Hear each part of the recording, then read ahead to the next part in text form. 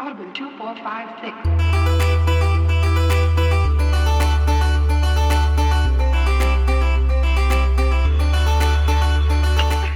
And we are back with State of the Save, part 2 of our discussion on Life is Strange. I had a wonderful pun, but I blew it when I was walking out of the door here to go to the bathroom beforehand. Let's go ahead and go around the room real quick because we're going to jump right into this. I really feel like there's a lot to talk about. First of all, I do want to thank everybody who listened to the last episode. It was our best episode yet, I think, performance-wise. In terms of first week numbers, this was by far our best run. Yeah, and also a lot of new listeners, which I really appreciate. I hope all you guys came back for part 2. Yeah, let's go around the room real quick. Michael, how things going? Things are going very well. You were so short, you took me off guard. Well, yeah, because it won't be too long, but I had a schedule change at work, so I'm not working nights anymore. I'm working mornings, which is great, but my sleep schedule makes no sense, and I am constantly wondering what time of day it is. Okay, so just constant confusion. Basically.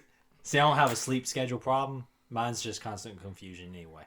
Nick, are you confused about things? Yeah, I was going to say the exact same thing that you said about the sleep schedule, but you took that away from me. Oh, I'm very sorry. So, the running theme of this podcast is that we're all very tired and confused about what's going on in the world. That's exactly how you should tackle every project. Exactly. That's how you run a successful podcast right now. You just be confused and not know how things are going. Some could say that that's a theme of our game that we're discussing, Life is Strange. I was really pulling for a segue there, and I didn't find a good one. Like I said, last time we played chapters 1 through 3 of Life is Strange. We really enjoyed it. This will be Life is Strange chapter 4 and 5. Also, at the end of the show, we'll announce our next game. Let's jump right into this. Just kind of set the stage for what we kind of went through last time.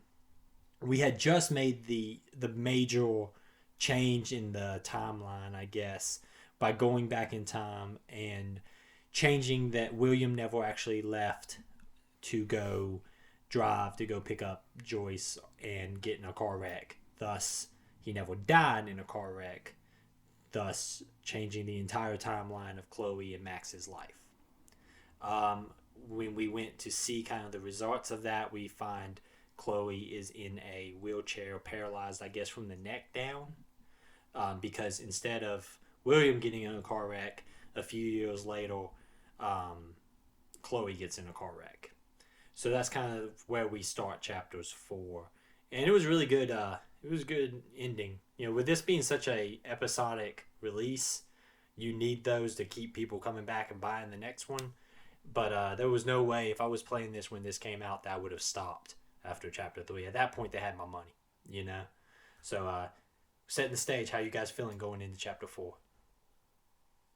As I said, the first time I played this game about 4 years ago, this was the part where I was like, well, guess I'm staying up till 3 in the morning to finish this, because it was about sometime in the early afternoon. So I was like, all right, I'm going to grab some dinner and just plow through this game, and that's what I did. This time I kind of spaced it out a little bit more to give me more time to process between the 2 chapters, but ultimately, yeah, once I got started, I could not put this thing down. Nick, how you feel going in chapter 4? It definitely left on a pretty crazy cliffhanger. So I was excited to see where it was going from there. And you've got all these strange choices that, with us playing it on this kind of rotation, you kind of ponder more things than what the game is obviously going to tackle. But it's a weird situation where your mind is kind of left to run wild. That's a good kind of observation, because you sit there with the way we've been playing it by playing them in these chunks for the show.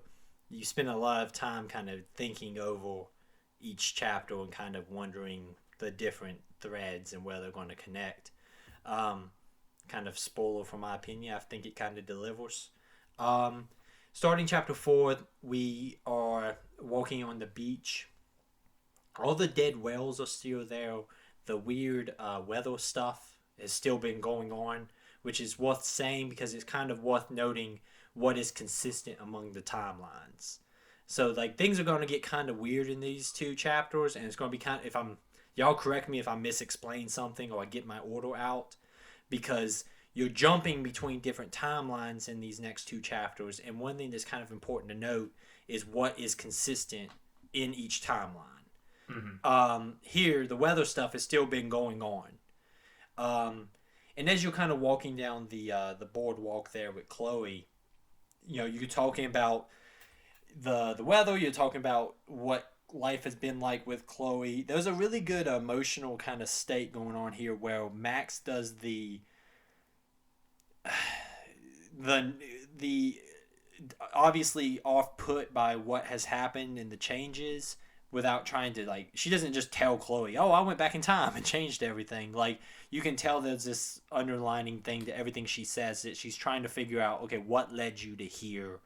What's the events that went different here than last time? She's playing it up as she just needed time when she got back to kind of collect herself before she went to go see Chloe. Yes, because... Sorry to interrupt, but the consistency thing is she did not write Chloe in the past 5 years this time either. Well, she did. She wrote a few letters. That I wrote that down as Earth 2 Max was able to write Chloe letters. Once you see the letters hanging on her wall back in the repurposed garage or bedroom now, the letters were very just like, hey, how's it going? Hope it's cool. And then Max sends a selfie of her on the beach, walking. Come on, Max, you could have. That's rude. Well, it also gives you the out that she's not waiting until literally fate thrust them together. She reaches out to Chloe to get to talk to her. Yeah. Because in the first timeline, it's just oh, you just showed up in my bathroom and got shot. Yeah, this time she actually showed up, so it's a little bit less of a blow to Chloe. Because Max, in Chloe's version of things here, Max showed up to see her. And this version of Chloe immediately says, look, I get it. It's been really tough on me. I can imagine it'd be really hard for, you to even, come here. Because this is, really awkward. And then Max says something yeah, this is playing it off as her Earth 2 counterpart. Just being yeah, this was... It took me some time to want to come here. She's kind of justifying why. And Chloe here doesn't do the same thing that Chloe did in the Prime timeline, where she's where have you been? You abandoned me. This Chloe seems a little bit more emotionally mature about things. Well, her parents in this timeline, the only person who left her really was Max, because she didn't have Rachel, as it's implied still. Rachel is still missing. Yeah, but she didn't know Rachel. She didn't know Rachel, so she didn't feel she never had the moment of Rachel abandoning her, because she still, at this point, believes just Rachel took off without her. Yeah. At this point. Yeah, so here Rachel's just a girl who's missing. She doesn't have any connection to Rachel. And she never lost her parents, and her parents, even though are dealing with a horrible situation, they're always there for her, and they're there to comfort her. So she has the emotional support that she didn't have before. It's obviously extremely difficult, and when we get back to Chloe's house after this conversation on the beach, you go back to Chloe's house, you see her parents are spending way outside of any money that they have on medical supplies, on nurses. You will learn eventually that this version of Chloe is gradually dying. It's more than just her being paralyzed. Parts of her body are failing. Her entire nervous system is just shutting down as a result. They are paying... they are going into immense debt on medical bills and things like that. She also, when you go back to the house and you're in Chloe's bedroom, which used to be the garage, you have a really cool moment where you're kind of rebonding here. You're getting to know kind of this new version of Chloe that has holdovers from our Chloe, but is also very much a different person. Two things I want to note. Chloe has finally learned that Hella is not cool. That was a great moment. Yeah. And I wrote right here that this makes this the better of the timelines. Seems a little harsh. Yeah. And there's also, here's the reason though. There's a shot at podcasters in this timeline. Well, Max suggests a podcast, and Chloe has none of that, and I took high offense to that. All right? Just throwing that out there. That was one of my notes too. Chloe shoots down a podcast. But with evil disgust, who would ever do that? Yeah. Really hurt. Really hurt. Life is Strange. But this is a cool moment. You know, you sit and you watch Blade Runner together. Blade Runner is a good movie. They describe it as, I'm in a mellow mood, so let's watch Blade Runner. Is Blade Runner mellow? Because that's not the word I would use to describe Blade Runner. It's methodical, but it's not mellow. I love Blade Runner is one of my favorite movies, but it's not really mellow. It's methodical. It's kind of slow. Maybe that's what they were referencing. I don't know. Maybe I was just like, that's not the. Yeah, I mean, I've never seen this movie. You've never seen Blade Runner? You don't need an excuse to watch Blade Runner. Can we just do a podcast on Blade Runner? Yes. Coming soon. State of the Save special, Blade Runner. Yes. It's going to go places, Nick. There's like 14 different versions of the movie. I'm going to watch all 14 of them. I found them all at a Goodwill for like $2. I was very excited. I got the book. Y'all going to have to read the book. Oh, no. That the movie is based off of. It's great. But this is a cool moment, you know, the connection between the two of them. That's kind of a story of this whole game, is the connection between the two of them is almost cross time, you know, there's just a really powerful bond between the two of them.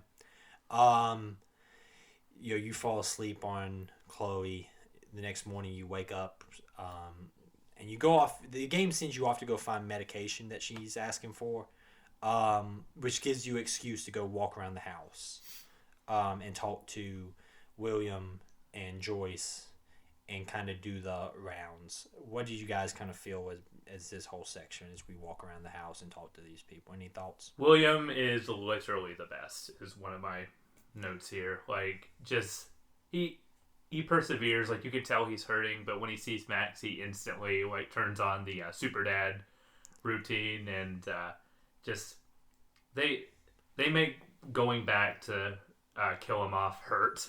Even though, like, you know, you're doing it for Chloe, but you're just like, and we're going to be talking about hurt a lot in this, this is two a painful episodes. section. This is. Nick, what's your thoughts about this whole section? It's strange because you've never navigated this space with this context. So, like, you can have an in-depth conversation with William, and it's the same way that you would talk to your friend's parents. Like, it seems human in a way that, like, you can connect to. And then also there are different areas that you can go. Like, you can go back to Chloe's old room, which hurts. Yeah, because there's these like remnants of a happier life there.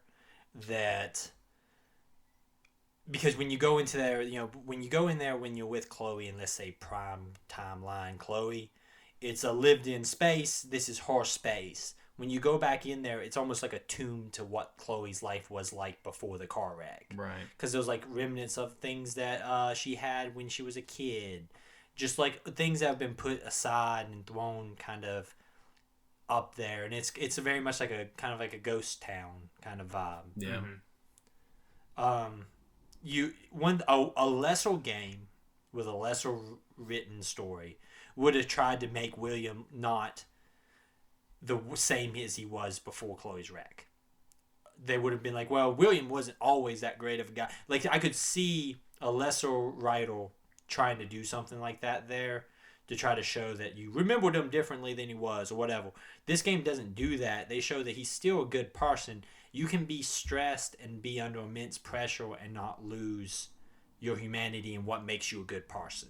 Because both him and Joyce are obviously under like amazing stress. Joyce is working multiple jobs. She's working for the Prescotts in this timeline. It's like a maid, I guess. Yeah, for I didn't write it down. Some manor, some hotel. Estates is what it's called. Yeah. She's basically like their maid. You know, they're just kind of they're under immense stress. And William mutters something about taking a third job on top of the two he already has. Yeah. Like, you can go and see medical bills just piling up. Oh, it's like a 1 day expense is like $8,000 because it was like her medication, her nurse for that day, and like it's just you are seeing how much pressure these people are under.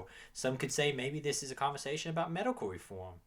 Eric throwing that out there, but. This is a really cool spot. I love games that get you familiar with a space and then put you back in that space with changes. And this is what it does. You know, certain rooms are completely different. Some things are still the same. You know, like, you know, the kitchen, things like that. It shows that not everything changes with this these events. We get the medication from the bathroom, come back downstairs, and then we have a very gut-wrenching conversation with Chloe. Basically, Chloe is basically, you have a conversation where you're looking through some photo albums, and I'm a little kind of shocked that the game kind of pushes this so quickly, but Chloe just straight up says, like, listen, my family's miserable, I'm dying. Yesterday and this morning have been like one of the best days I've had in a very, very long time. I want to go out on my own terms.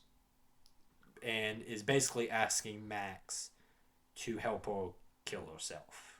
I mean, my opinion about this is that it's not embraced in probably the best way, but they're ultimately making you decide that, oh, this is the bad timeline. Like, I did all these things, William's still alive, but she's still unhappy, and to that end.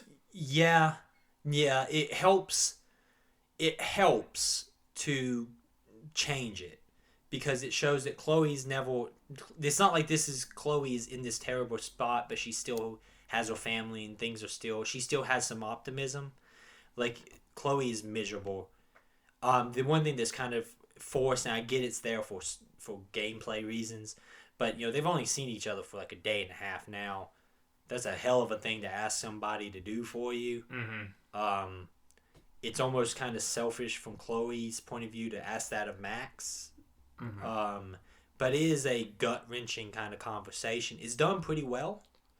I don't feel like it's done wrong. It's just kind of a gut-wrenching conversation. Obviously, I didn't pick to do it. I told Chloe I wouldn't do it. I don't know what you guys did. Yeah, I didn't do it either. I did it. Okay. Oh, Jesus.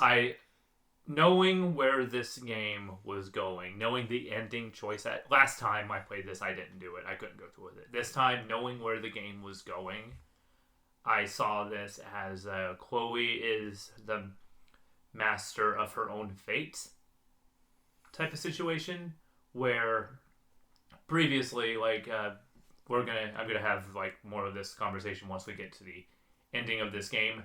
But the reason I believe things started to go wrong was because Max tried to control destiny. Max tried to control the fate of Chloe.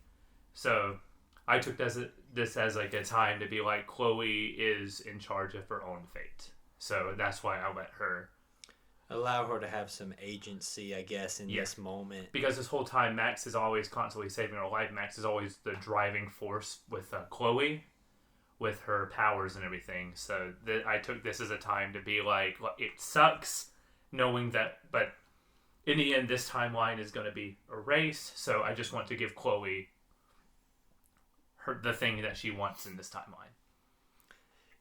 That's how I saw it. And I'll put a disclaimer here. I should have put this at the front of the show. There's going to be conversations like this throughout this whole last 2 chapters, especially. It's very rough subject matter. If you don't want to listen to that, I completely understand. We would welcome you back on the next episode. It won't be as... But I feel like to discuss this game in a proper context, you need to discuss these things like this. Mm-hmm. I didn't do it just because, for me, from my version of Max, I don't think she would be strong enough to do that. Because I don't think most people would be strong enough to do that. And it's the whole morality thing that comes into question. What happens, because Nick, you said you didn't do it either. Right. What happens if you do it? Does Chloe just pass away and then you go back in time? Yeah, she whispers, "I love you, Max." And then Damn. She just, yeah, right? And then just passes out and just goes to sleep peacefully.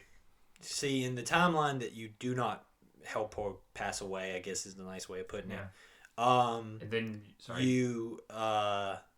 you basically sit there with her, and there's a long. I didn't realize at first that I could go into the picture. Mm-hmm. I didn't get the prompt, so it actually kind of helped it make a little bit more emotional, because you're sitting there just kind of quietly with her as she's obviously angry that you won't help her, but it's almost this like. It's the after effect of a very, very harsh conversation. If you've ever had to have that in your life where you've had these kind of very extremely difficult conversations, there's almost like a haze that happens afterwards, and it's one of those. Yeah, the prompt doesn't come right away if you do make that choice. you have to like sit with what you did for just a little bit. And Max doesn't say anything like, I could go back and fix this like she normally does. It's just she sits in like silence. She doesn't say that if you if you say that, hey, I won't do it, she won't say anything as you sit there either, which I think is proper. You're dealing with an extremely, difficult subject matter. There needs to be some levity there. We obviously know using the photographs in the photo album, we're going to go back in time to the day William left, because that same photo is in the photo album. Mm-hmm. But before we do that, kind of overall thoughts on this timeline and this section of the game, because this is a hell of a way to start a chapter. Right. Nick, what do you think? I mean, it's sad. I want to say that this is like the one part of the game where I definitely shed a tear. I mean, I'm man enough to admit it. This game broke my heart a couple of times. Very sad. It's a sad game. It's a sad game. You're going to listen to three grown men expose their feelings on a podcast. I cried like a baby at like 3 points in this entire section. This was the first part. There's one at the very end, and there might be like may have cried a couple times in the middle of this, just because this is heavy, Doc. The part that got me next is you go back into time, and I saw this one coming when we did it from the get-go. I was like, there ain't no way you're going to keep all this happy William stuff. William's not going to, But when you go back in time and you as Max do nothing, that's the only thing she does. She doesn't go back and like hand him the keys or anything. She just lets it happen. There was a conversation after William leaves the building, leaves the house, between Max and Chloe. Well, basically, she's trying to convince Chloe to be strong through this. Like, I know what's coming. Just promise me you're going to be okay. You're going to get through this. Just don't, it's like trying to prep this child for what is about to happen to her. And that really hurt me worse than even the stuff before there, just because as a father, it really freaking hurt, the idea of having to prep a child to things are going to be really rough for you coming up, but you're going to make it through this. And I will be here for you. Yeah, and I'll be here for you no matter what. And Chloe obviously has no clue what the heck she's talking about. She's like, Max, are you stolen? Yeah, she's like, you're done. You okay? But that freaking hurt, man.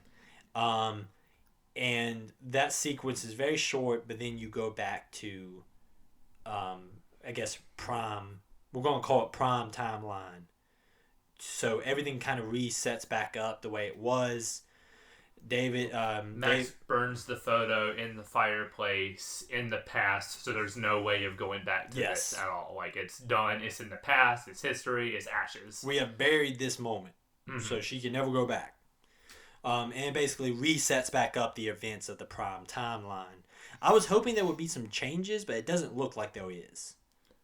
Because she does tell Chloe. Well, you could say that Chloe seems cool after the fact, like their fight that they had. Maybe that was a result, the fact that they were cool, maybe that was a result of Max, like, holding Chloe and saying, be strong, I'll be here for you. Yeah, I was hoping for some slight changes in Chloe, because Chloe had that little bit of strength given to her before this horrible thing happened. But that's a lot to ask of like a 12-year-old giving a speech, so I understand that. Now we're back to prime timeline, and we do some detective stuff. She runs up and like hugs Chloe, the exact moment, and that was such an emotional moment too. Like, hey, I'm back. It's the What are you doing? Yeah, like, I don't know what's up. There's some puzzles here that I was not a super fan of. I wasn't crazy about them either. You're collecting clues that are all on the board. It's all the information you've been gathering throughout the game, and it feels very. I love this bit. Really? I like just like some of the puzzle detective stuff, but I also like adventure games. Like L.A. Noire is one of my favorite games of all time. So like, I'm just like, all right, let's solve these clues. Let's do a mystery. My only issue with this part was that it was like in contrast with the previous scene. I was kind of like coming back from, like you literally have somebody's blood on your hands by proxy. And then you're like, okay, well, I forget what I'm trying to do here. And then if you like go to the clues and back out, it won't proc the this is what I need to do. I don't know what so I didn't know what I was piecing together. Gotcha. But like it wasn't bad. I just like maybe I just wasn't in the headspace for it. Okay, I understand that. I will back you on that one because it feels like you're going from this emotionally gut-wrenching moment to, and we're back to the mystery. Here's some puzzles. And I get that maybe somebody's saying, okay, we're trying to break away the levity here, give you a little bit of time to, you can't be beating people over the head with sadness. But at the same time, it felt like a complete 180. And I can kind of get behind you there, Nick, that I felt the same way where I was like, okay, and now we're just doing puzzles after I just got my heart stepped on by, this horrible moment. I wasn't super fan of the puzzles. I don't see what you're really gathering. Sometimes the information, like, it took me a while to understand exactly what you were trying to figure out. Now, once I did, it was kind of easy to put it together, but it doesn't give, like, Max never shuts up throughout the game.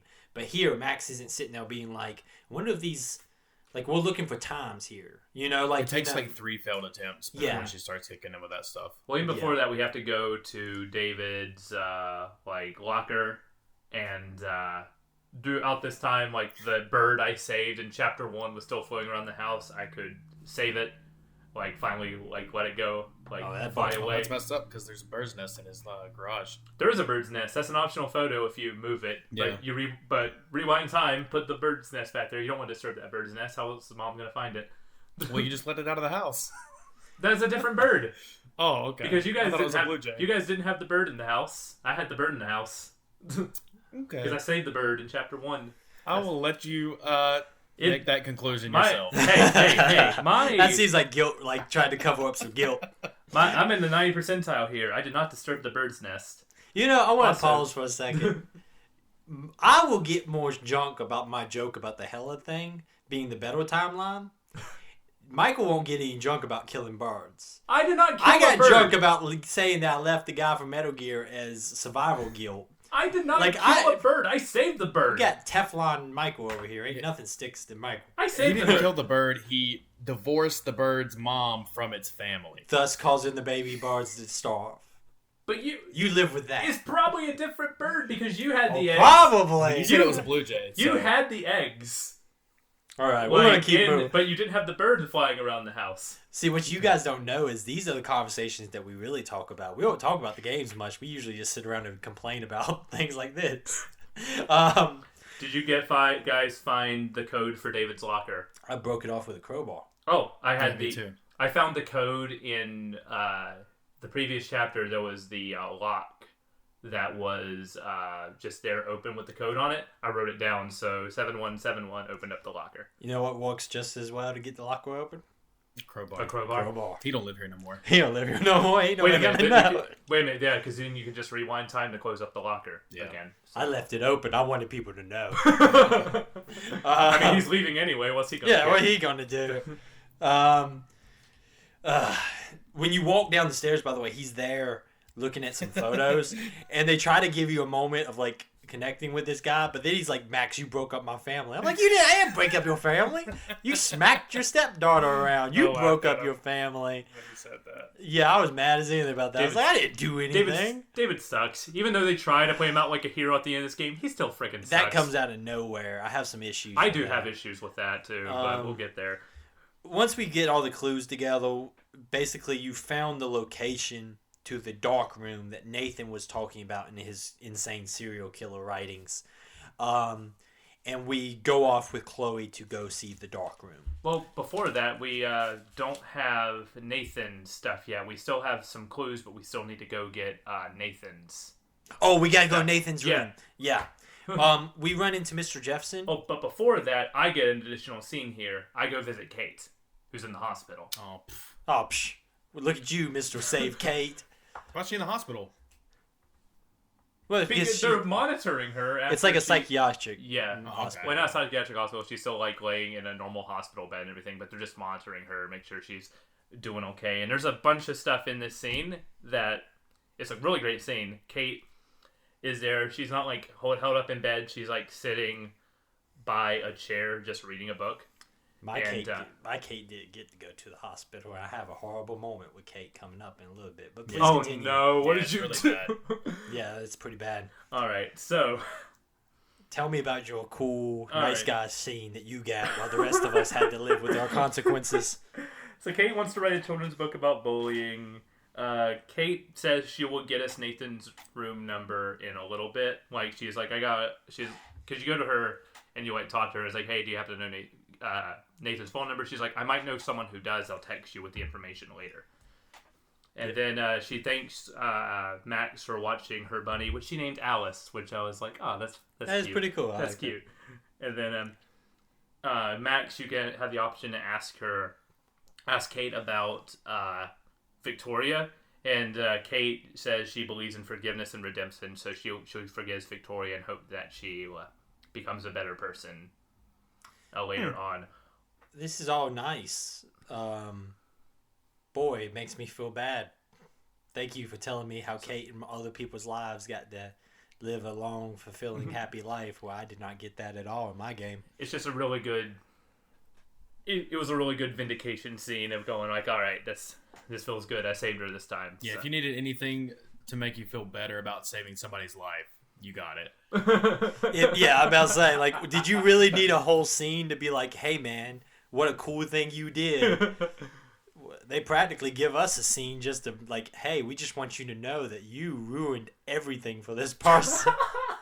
We'll get there. I We'll forgot get there. what this was. We'll get there. All right. So. Here's a note on my notebook that aged like freaking milk. Mr. Jefferson's out there. I wrote, Mr. Jefferson, cool guy. Yeah. That one aged like freaking I try to milk. keep it quiet. That's why I wanted to do the blame Nathan choice, because if I blame Jefferson, then you'd be like, why'd you blame Jefferson? He seems like a cool guy.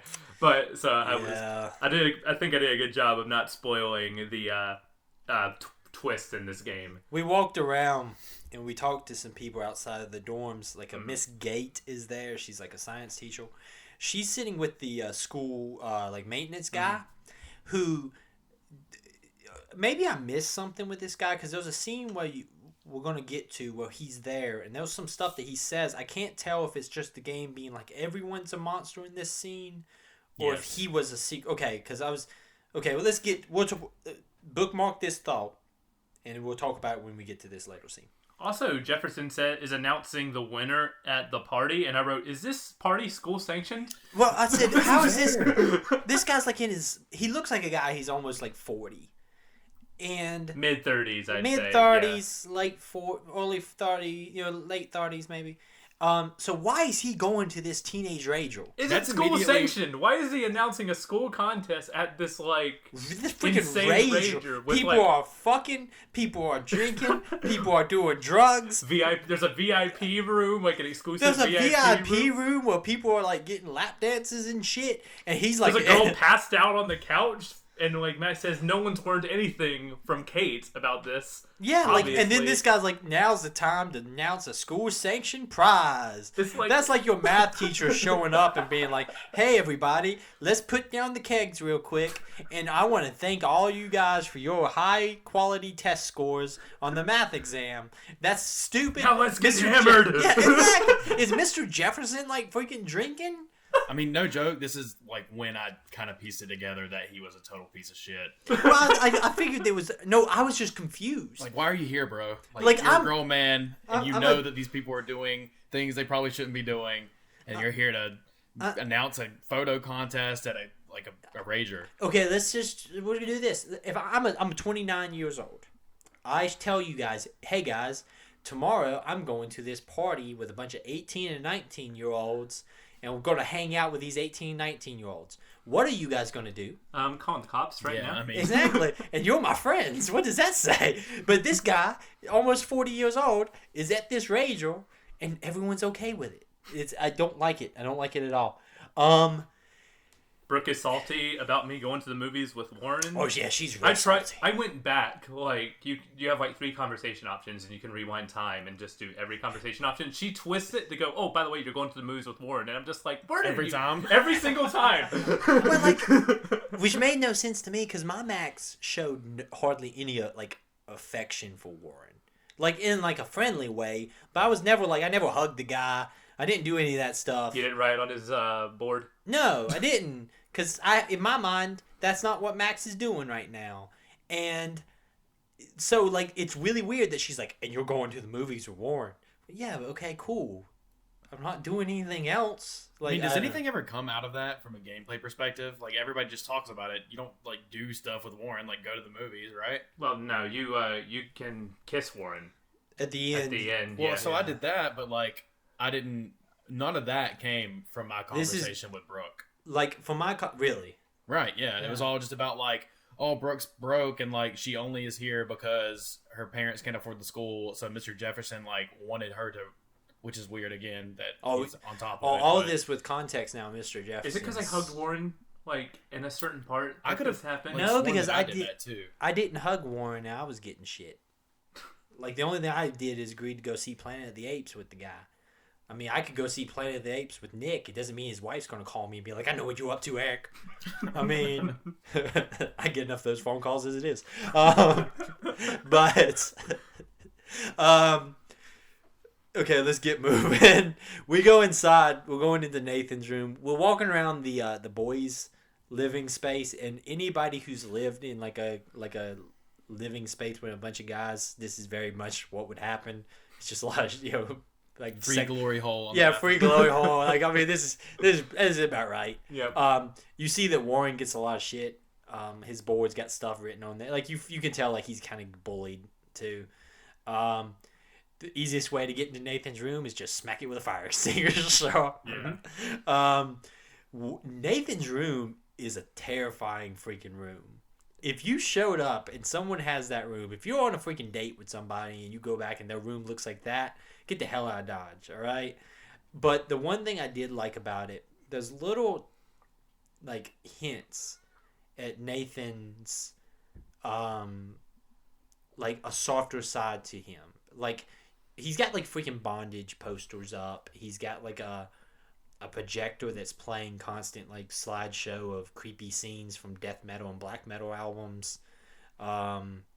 It's like, it's a creepy freaking place. But then there's, like, a little, like, best son ever award that you might give to your 5-year-old that's, like, stuck on the wall. There's, like, little hints at things from his childhood that somehow make the rest of it, to me, more terrifying. Because it gives a little bit more of an emotional roundedness to this person that kind of explains, like, if everything about somebody is scary and terrifying, you're easy to peg them. When there's still little bits and pieces of someone's humanity there, it makes it more scary at the fact that they can do something terrifying. Does that make any sense at all? Yeah, I get what you're saying. You're basically looking for clues. Here, you go through his computer. You see that Nathan's dad's a jerk who puts unnecessary pressure on him. His sister is apparently, like, the only good person that he has in his life. But she's halfway across the world. Yeah, she's in the Peace Corps. She's in, like, Brazil or something, I think. Yeah. Yeah, so basically you see that Nathan doesn't have a ton of positivity in his life. What is the clue that you find here? I know you have to move the... You find the phone behind... You find the phone behind the couch. Yes. Okay. This takes you back to the board, correct? You're on your way out, and then Nathan shows up. Yeah, okay, yeah. With a gun again. He's just pulling that gun on everybody. And then you're just like, okay, I think that it's cool if you just pick that up and leave. Yeah, you let him leave. That's how that scene ends. It's just like, you kick the gun away from him and don't pick it up. Well, Warren beats the fire out of him. Like, Warren headbutts Chloe took Nathan's gun. No, he picks it up and leaves. He's like, I'm gonna fucking kill you, and then walks around the corner. Yeah, because what happens is he comes in. He's like, "What are you doing here?" He's accusing you. Warren comes around the corner. Warren headbutts him. Yes. And I've said that this is the second headbutt in this game. I said this in the first episode. He was getting revenge for getting headbutted earlier. Yes, but see, I headbutted one person in my entire life. It never walks out the way you think it's going to walk out. And Warren reacts in the way it actually does, which is, oh crap, I just headbutted somebody. Now my whole world is spinning. But Warren beats the fire out of him. He's on top of him. UFC style 1, 2, 3. There was no choice in that regard. I just was just. You let him go? I let him go. Here's the reason why I stopped him. I stopped him because I was afraid Warren was going to get in trouble. I don't give a crap about Nathan. He got plenty of licks into Nathan. He beat the fire out of Nathan. Yeah. But I was afraid Warren would get in trouble. So I stopped him because of that. Nick, you stop him or you? I stopped him because I was completely thrown that there is not a pick up the gun option. Yeah. What are you talking Chloe about? picked up the gun. I wrote it down here. No, dude, no. Okay. Chloe picked up the gun. Did you make a gun? But Chloe took the gun. Wait. Back when you were meeting with Frank, did you make Chloe throw away the gun? Did I? I did, but she picks it up at the end of the Yes. sequence. Okay. So I'm trying to see, is there a moment in which you ditch the gun and that's how you give Chloe another gun? Like I'm looking at it from a gameplay design spectrum. There's later on in this game you need Chloe to have a gun. Is that how they give Chloe another gun? I think so. So she must not have had the gun by that point. That's why she took Nathan's You must have did something to make Chloe ditch the gun. Maybe. So therefore, this is how the game gives Chloe another gun, because our Chloes both had guns. So I wonder if you did something. That's why she didn't pick up that gun. I'm just looking at it from a design perspective. Yeah, that's probably what happened. Because Chloe needs a gun going into the next scene because that's where we need to. Oh, we need to get the little clues from Frank. I keep skipping stuff. There's a lot going on. We need his account book. Yeah. Yeah. Which, if you're doing a job with illicit activities, the one thing you want to do is leave a paper trail. Yeah, I thought that was really weird that he keeps like detailed notes, and then he keeps the ledger for the account in the book. Like usually you want to if you're going to use code words, don't keep the ledger in the book. Wow. This leads you to go meet Frank, because you're going to go get. And so when you're meeting Frank, you're basically going to pay Frank the money to get him to leave Chloe alone, and you're also going to try to get information about Rachel. And there are a lot of ways this conversation can go very bad. Yes. Did you guys eventually get it right to where everyone walked away not wounded? I rewound this like 5 times, and I'm just like, okay, well, this dude is eventually just going to get stabbed. Stabbed? Yes. He gets okay. If you ditch the gun, he pulls a knife on you, and Chloe turns it around and stabs him in the leg. I did not see that bit. Yeah, it was pretty crazy. I did a bit where and then she picks up the gun and leaves. I messed up the first conversation topic, and then the dog comes out, and Chloe both shoots and kills Frank and the dog. That's why you throw the bone in the road, because my dog is still alive. Wait, what? He just gets hit by a truck, and then Frank beats the crap out of the truck driver, but the dog is alive. So you guys suck.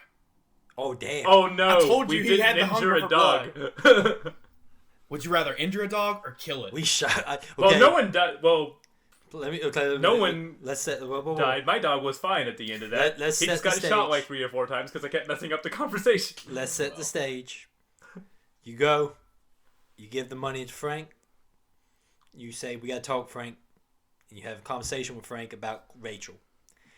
Now, there's several steps you have to do to stop something bad from happening. It took me about 4 times, Nick. I know you said it took you about 5, and he just got stabbed. I mean, it probably stems all from the fact that I did not give him the money. Oh, see, I gave him the money every single time. Screw you, Frank. I didn't have money to give him. Yeah, because you were Mr. You know what? Your morality really makes it hard for me to... But I apologized. And he was... Same. No. He was cool with it. He was like... He said, you know what? You must have some real stones for coming up and wanting to talk to me, even though you don't have my money. That must be real serious. Michael, It I think shows the how appropriate cool you term is lady balls. Yeah, he Oh, said it- lady balls. The term lady balls is one of 3 universal constants in this game. I love that term. I have never used that term in my entire life, but I'm going to try to work it into a conversation. The way mine kept going is you kept having situations where Frank is... he pours the dog out, because basically Chloe keeps losing her mind on Frank and yelling about Rachel, and he lets the dog out. After Chloe pours the gun on him, Chloe shoots the dog, and then Chloe shoots Frank. I was tempted several times just to let it play and see what happened, but eventually I did get it to the point that everybody walked away. Yes. Nick, Nothing comes from that. Yeah, see, you did it with... Now, we have a situation where we talk to Frank. Do you ever talk to Frank again? in the diner in Chapter 5.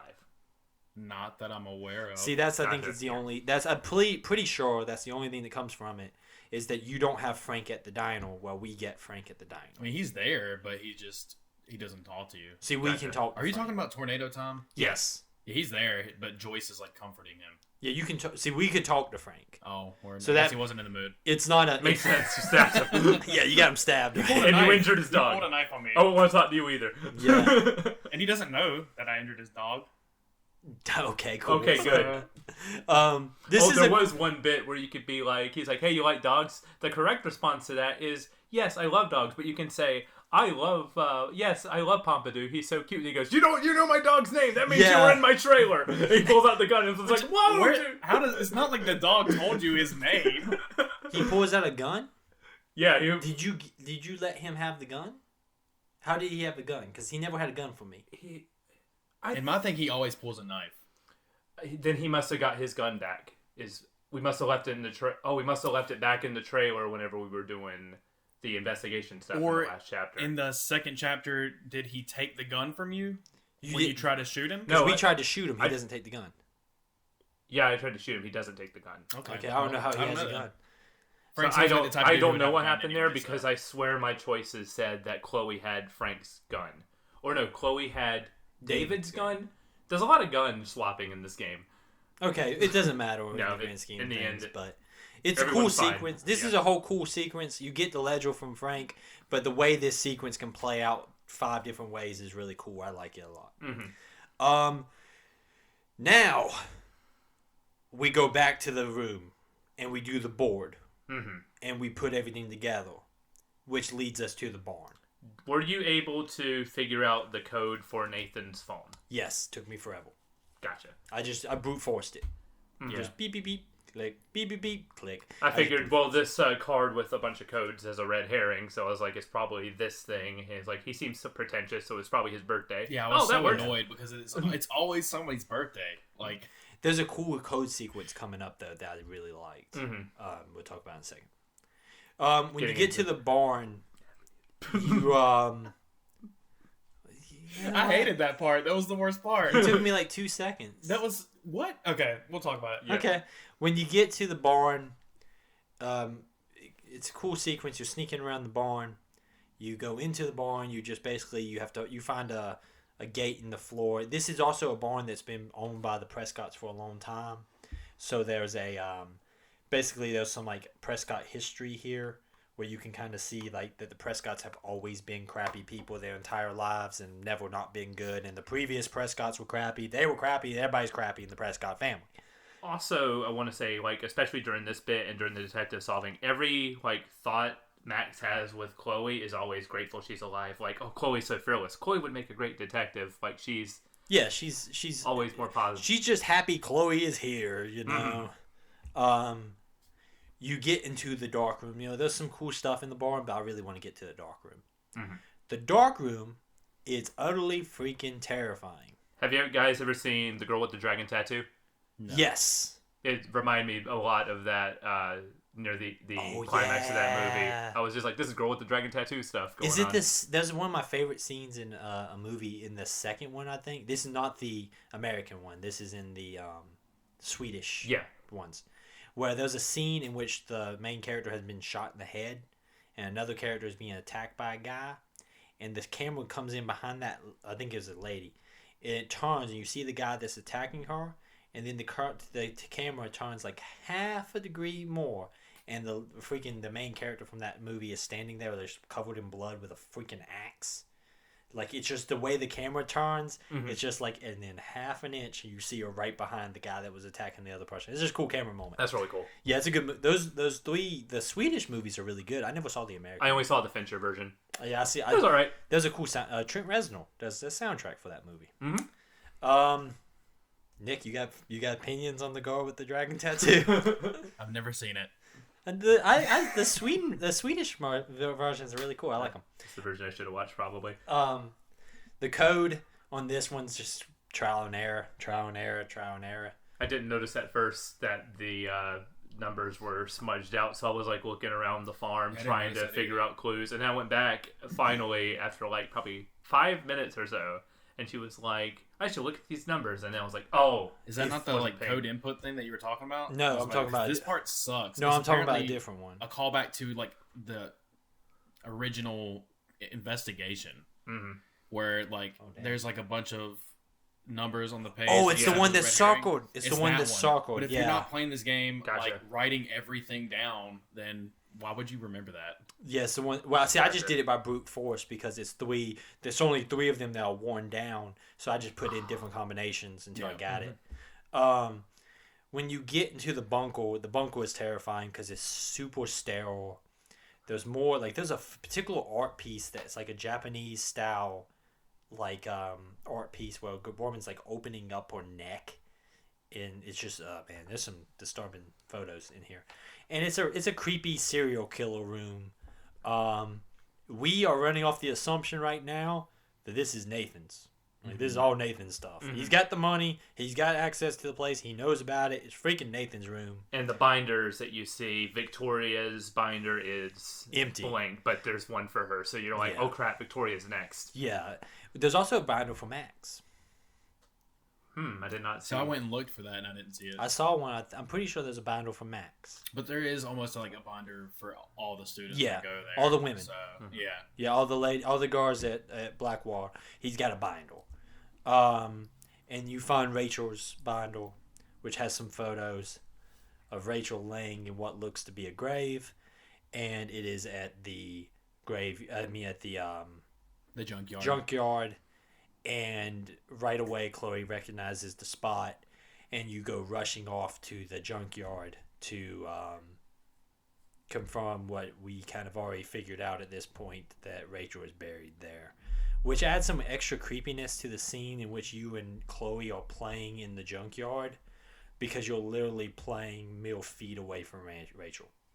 Yeah. And you're having all these conversations about Rachel and about the relationship between the two of them, and you're having these like big, like, you know, heartfelt conversations about trying to find her while you're literally mere feet away from Rachel. There's also at that the camera like pans out and you see the ghost deer. We didn't talk about it at all in that chapter. The ghost deer is it's because I think the deer is in chapter 1 and it's in chapter 2 too at the junkyard at the same spot. So I'm wondering, like, is that deer supposed to be Rachel watching from the afterlife? I think it's supposed to see that just because it would be the only thing that really ties that deer to anything relevant in this There's game. a lot of like the spirit animal kind of stuff. I thought that was kind of unnecessary. I don't really think that was like brought a lot to the table for this game, but I'm pretty sure that's supposed to be like Rachel's spirit animal. Which once we get to the end of the game, I have a feeling about the blue butterfly being Chloe's. Yeah, I think so too. Yeah, but so this made me go, do I have to wait before the storm? Yes. Where I like wrote that down. Well, we'll talk about this in a second. Yeah. Chloe freaks out like you would. I mean, she's like, let's go kill Nathan. Well, I mean, but she, you know, you find your friend buried in the ground. You're going to freak out. This is the night of the party. Chloe is like, we are gonna end this right now. Like, I will go murder Nathan Prescott. So you go to the party to basically find Nathan and kill him. There's 2 moons. There's 2 moons, which should be cause for everybody to freak out, but like only like 10 people are really nervous about this. Like, there should be a national emergency. Like, we should be like, you know, there should be some problems. But you get there, Warren's hammered off of 1 beer. Oh boy. Yeah, he's hammered off of 1 beer. He has a conversation with you as you're walking into the party. He takes a photo of you guys. Yeah, he you was Max. like, with me, OM beam up. He was like, man, I just that kind of messed me up a little bit. Just keep going into him, like that feels weird. I'm still thinking about it. My knuckles still hurt. Is what he says. Yeah, punch somebody. It hurts. The punching part. He just kept. In yours, he like decked him. In mine, he just kept wailing on him, just punching his nose over and over again. Scars freaking hurt, man. Mm-hmm. My notes get weird here. When you go into the party, which is inside where the pool is. There's people drinking, and there's a big pool. As someone who worked as a lifeguard, my alarms just sort of go off in my head, going, "This is bad. This is bad." Scene, yeah. People drinking to blackout drunk inside of the pool is a bad decision, No. Especially when the school knows about it. Well, it's school sanctioned. Absolutely. Yeah, school sanctioned. This is kind of a weird scene. Like you're basically trying to get into. You lose Chloe because you stop this talk to Warren, and Chloe goes storming off. So you're trying to find Chloe in the club, or in the pool party area, and you're trying to gain access to the VIP section. Courtney got me in. Yeah, you can get in via Courtney. I couldn't do that, so what I had to do was go around the long way, push the big spool of I guess pool the lane dividers into the pool, which shuts all the music off. Then rewind time once you walk by it, and then it goes back to normal. That's how I got it. The person wouldn't let me in. Is like, I'm on the list. He's like, no, you're not. I got Courtney, and she's like, what are you doing? Max is on this list. I said I was on the list, and they're like, yeah, screw you, that ain't my handwriting, and they just sent me away, which is kind of how it actually would go. Just because your name's on the list. There were people outside people outside complaining, and I was like, I swear my name was on the list, because I when I was in the pool area and found it, I just crossed out some names just to see what would happen. I'm just like, let's just see how this goes. I didn't notice that. You go into the bathroom also, and there's guys and ladies all in the bathroom puking and pissing and stuff. I didn't see that. Which I think is weird, because I've been to several places where people are drinking heavily. It doesn't mean that you just all go into the same bathroom. I've been to some parties where drinking have taken place, and it doesn't mean I'm pissing beside a lady in a stall pissing. Usually you still maintain some level of going to the same bathrooms. Maybe I'm just not going to the right kind of parties. What are your thoughts on bathroom etiquette at parties? Don't spend too much time there. Unless never mind. Always have a spotter for girls to hold your hair back. See, this is why Michael getting the nice guy points. I'm more confused about I don't think I can pee in right beside people. So oh yeah, but a lot of people don't do that. That's weird. What? This is a strange depiction of this scenario. What are you talking about? Women, ladies and the dudes? No, I don't know why. That's why it threw me off, because usually you still go to the boys' bathroom. There are no rules at this party. The rules are. See, this is what you were rooting for in chapter 3 or whatever when they're going to the boys' bathroom. I created. We caused this. This is the kind of world that you created by your own hands. All right. Let's get moving. Once we're in, I tried to warn Victoria. She did not. She didn't care. She believed me. That's because you're mean to her. Yeah, fuck her. I just read a note. Literally, that's what my note says right here. Back to chapter 1, where she's like, "Well, you didn't make fun of me because they put a hard block on that." I think they put a hard block on that choice that way you can't just rewind and make it so you successfully warn her. Right. Yeah. So I was able to have her go she's like, I'll stay away from Nathan at this point. This is when Mr. Jefferson walks up, because Chloe's in the VIP section. She got in somehow. And Mr. Jefferson walks up as you guys are talking, because Nathan's not there. No one knows where Nathan is. And you're like, okay, maybe he's at his dorm or something. Mr. Jefferson walks up. This is why I'm once again confused. My note just says Mr. Jefferson's at this party. He announces the winner, and it's Victoria, which kind of fits, because that's who his next target is. Mm-hmm. And Victoria dedicates her win to Kate. Yeah, my note just says, screw you, Victoria. Yeah, there was some boos in the crowd at that point. Doesn't someone just say, very, off kilter, it's, on the complete right side of the speaker, you just hear, you son of Victoria! Yeah. No one's having it. Even the people who didn't, care about Kate are like, yeah, that's bad taste. Boo. When we're leaving, we get a text message from Nathan being like, there's not going to be any evidence when I'm done. You take that as he's going to go move Rachel's body, and you go rushing back to the junkyard. Anything you want to mention about your time at the party before we go on? Not really. I think we covered it. You can't shrug on podcast, Nick. No one knows what you did. I shrugged and said no. Thank you. Yeah. Now our listeners are with us on this journey. We go back to the junkyard. To dig up Kate. We find that Kate's still there. And then Mr. Jefferson, we now know as Mr. Jefferson, sneaks up behind Max, injects her with a syringe, and she makes it Chloe, no. Chloe pours out her gun, but gets shot. And it looks like a fatal shot. Yeah, sometimes right in the head will do it. I thought it was in the body. It was like in the chest. In mine, it was like point blank between the eyes. Oh damn! You got like ultraviolet mode. Has he wondering what little like things affect? Yeah. You get drugged. Did she pull a gun? Yeah, she pulled a gun. Okay. Yeah, she pulled a gun and got shot. Yeah. But as you're going out, you see it's Mr. Jefferson, and my notes just go, Mr. Jefferson. That's all it says. Were you guys expecting this at all? No. At the point of the party, I'm just like, yeah, this dude is off. I knew he was off, but I didn't think he was there. Like, I had other suspicions. Who was your main suspicions going into who was involved? Like, did you just think, oh, Nathan's involved, but we don't know the extent of it at this point? I thought someone was helping Nathan, but I didn't think that it was Mr. Jefferson. I thought Mr. Jefferson was going to factor into the end, but not in this particular way. Gotcha. Did you pin it on Creepy Samuel? I thought he actually... because he's so creepy, and because you can find the guard's clothing and stuff in his room... I thought that he was going to be like a minion or something. Like, I just thought that somehow he was involved, but he wasn't. You're probably thinking it was like a whole conspiracy. Like, everybody in the school knew what was going on. Like, or it was something. Like, the Prescotts were involved or whatever. It's like it was a... like an open secret. The Murder on the Orient Express kind of thing. Yeah, well, like, most people know what's going on except you. We're just throwing out movie references and haven't seen it. The story of Nick's life.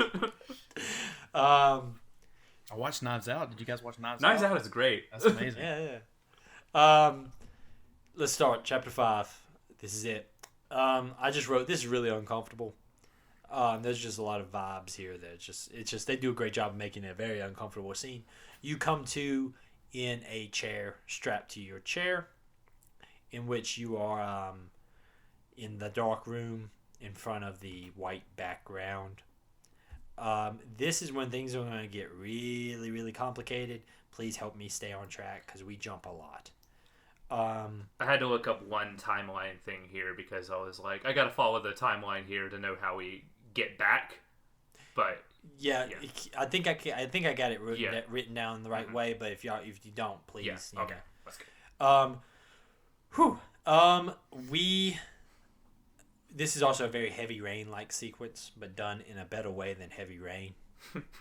Because in here, this game handles subtlety a lot better. This than thing Heavy is Rain. subtle. There's implied things in Heavy Rain. A guy tries to hit you with a drill while you're strapped down.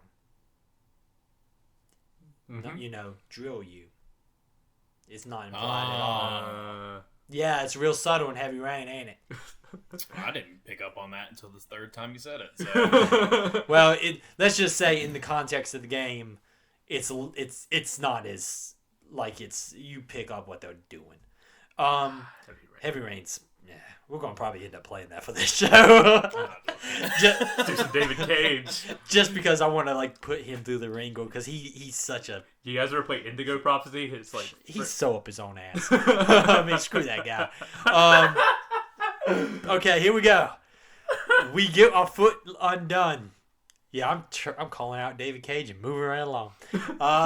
We were able to move a cart that's nearby to get to a photo of us that's been taken of us while we were unconscious. And this is when we're going to do a lot of jumping into photos. Mm-hmm. We jump into that photo, which takes us back to earlier on in our captivity. Where we're still... sort of out of it. Yeah. And Mr. Jefferson is over top Max taking photos of her while she's in and out of consciousness. He basically does the Vulcan thing from Metal Gear where he explains his entire reasoning for all of this. I thought that was pretty bad. You could have cut this whole part. It's there to fill in some missing gaps, but yeah, this whole bit is let me tell you everything of how I pulled it off. Well, it's let me tell you how I pulled it off, and also let me tell you why I'm doing this. See, I don't know, man. I remember that being when you're sitting in the chair face to face, fully aware. But the only thing he does that I remember in this is kick her around and be like, "You're ruining my shot. I'm a cheeky asshole." He keeps talking about his fetish is that he likes taking photos of people as the innocence gets changed, taken away into acceptance of or realization that they're going to die. that is a terrifying thought, but at the same time, dadgummit, he beats it over the head. I get several it. callbacks to the classroom thing. Well, then when you go back in class, he even makes a straight up says, like, I could put you all in a dark corner of a room and take a photo. Like, he says things like that in the class. Like, it's like you realize he's always had this weird fascination.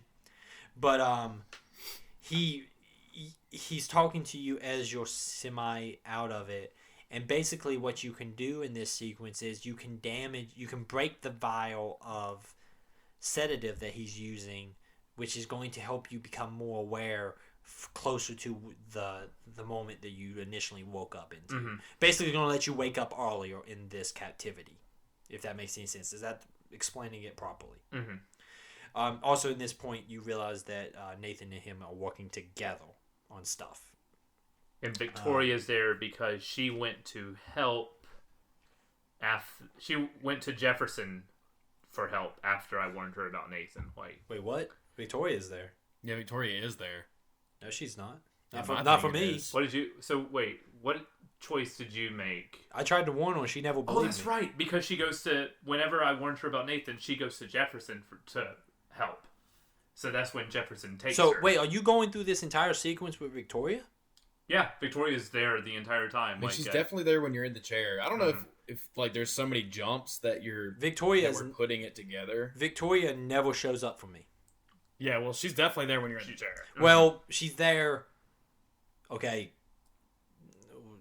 She's there, but not there for me. We'll get there. I go through this entire sequence as Max with no one else there but me. I want to say that she's not with me at this point. It's in the chair. Okay. Like she's knocked out. Oh. She's drugged. Yeah, she's never. She is never. That might be a note for after because you're able to do one motion. You kick the cart and ruin his folder in the past, so that way he has all his contents out. So you have more photos. To exactly. Go through. Okay. You wake up in like less time than it took you to wake up before. This is when you realize that he's having a conversation with you face to face. He's taking some photos of you. This is when he said Nathan's the one that actually killed Rachel, not him, because Nathan was his like protege, his son, like father-son weird creepiness thing going on. This is also when you realize that Mr. Jefferson killed Nathan. Yep. So Nathan's dead. And Nathan tried to copy Jefferson, so that's when he killed Rachel. Yeah. Because he was like, I want to do that too. So he kidnapped. Well, like Rachel and ended up overdosing her. Rachel, like her. Nathan is being like groomed by Jefferson, and in his process of trying to impress Jefferson and be like, I'm like you, I'm going to be a creep who kidnaps and does stuff with women. He also tells me that he wants Kate again. Like he's like, oh, Kate seems to be doing better. I want to take that away from her again. I want to take more pictures. And you're just like, oh my god. He's a creep. Yeah. He's a freaking psychopath. But like the game's at this point just beating him over the head that Jefferson's a horrible monster. In this point, you are able to get the cart close enough that you can jump into a photo all the way back to crap. So yeah, help me out here. Your diary is on the side of the room, and he walks away. You ask to get the diary before he gives you the last dose so you can look at pictures. And then he throws it in your face, and it's the selfie that you took in the first chapter. Mm-hmm. The initial selfie at the... that was the picture for the... No, so it's the selfie you take in class that attracts his attention to you about the so you go all the way back to the very beginning of the game after you take the selfie, which is a pretty good moment because then you realize what he was talking about while in that chapter you were zoned out, which is when he makes the statement, I could put you all in a dark corner of a room and photograph this aspect of you. Like he makes a statement about what he's doing. Mm-hmm. He literally says what he's doing to the class. Which would have ruined the entire surprise if you would have heard it the first time. But the first time you zoom out in that moment because Max is in her own head. Here you actually hear what he was saying.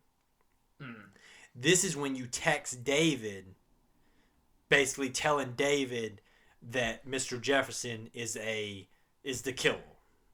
Yeah, she's like, hey, you need to look into some Jefferson because he's messed up. Well, you basically give what you suspect about that barn is true. Mr. Jefferson really is, doing all this stuff. You give David all this information. Then you also have a snappy conversation with Victoria, where you put Victoria in your place, and then you have a snappy conversation with Mr. Jefferson, where you're basically straight up being like, I know what the hell. If you're me, you go and hug Kate. And give her a good speech. You give an inspirational speech to her. You can still do that because she's still alive. Yeah. So that's what's feels like a twist of the knife. It's just like you can try to stop it again if you want to. No, the twist of the knife is coming. Yeah, the twist of the knife is coming.